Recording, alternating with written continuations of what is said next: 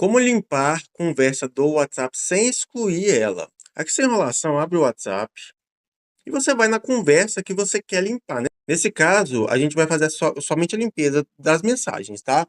Então, com a conversa já aberta, você vai tocar no ícone de 3 pontinhos na barra do topo ao lado direito, vai abrir esse menu, ele vai ter algumas opções e vai ter a última opção que é mais. Toca aí em mais.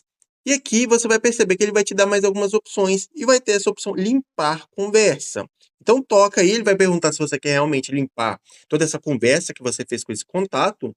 E por padrão está habilitada essa parte aqui de apagar as mídias, que é basicamente fotos e vídeos que você enviou nessa conversa. Se você não quiser apagar da sua galeria do WhatsApp, você desmarca essa opção, tá?